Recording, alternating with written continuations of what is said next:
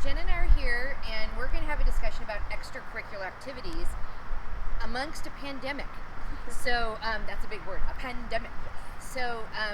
Why don't you share a little bit what you've shared with some of your families about extracurriculars and their level of participation? Sure. It's kind of going to depend on your family's comfort level, obviously, and how much exposure you want your kids to have. But it is important that we keep them moving, especially with all this time that they're spending in front of the computer. They need to get their bodies up and moving, get active, kind of clear their heads, and kind of just get a little bit of energy and a little bit of a perk to their day. So some of the things that we're suggesting for those that may want to keep more of an individual approach are going to be things like running, soccer, where you have a little bit more spread out space on a field. You can look at biking. Tennis is a good one that a lot of our kids are investing in, where they can kind of still have their space on their side of their court, but they still get that social interaction across the net. Is there any other things that are individual? Swimming is another good one. If your pool's open, swimming is awesome. I'm also telling my families for the littler ones to go to the playground early in the morning when it's cooler, and you can bring your Clorox wipes to the playground and go and play there, and then when it gets to the point where you're not comfortable because there's a lot of people, you can make your way home.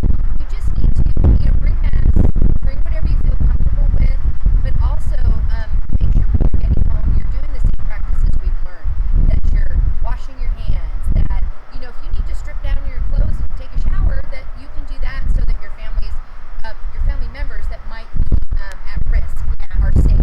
So those are some of the things. There's also some great YouTube videos that do you have any different links? Oh goodness, there are so many out there right now. There's all kinds of like Go Noodle dance videos that you can do. There are some that are like the Kids Bop that show you dance moves that are also lyrics that are appropriate for the kids to dance along with. I know some studios are even doing it where they're spreading out like their dance and gymnastics classes, so they have small class sizes. So that's another option of maybe looking into that. Virtual dance and virtual karate. Now, karate. I realize more time on a screen, really, but you know what?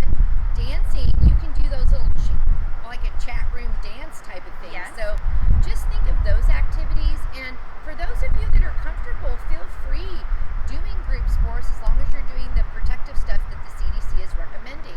Another one is tennis. Yeah. Tennis is at a distance.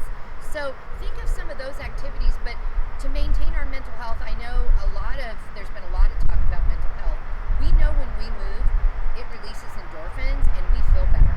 So even if you're going to take the dog on a long walk by a creek, you're going to feel so much better coming back than you did leaving.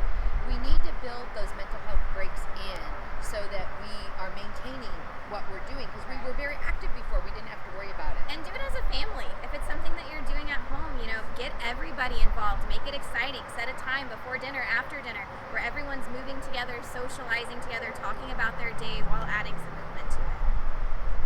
So these are our suggestions. If you think of a few more, let us know. Absolutely. But enjoy your time outside. Thank you.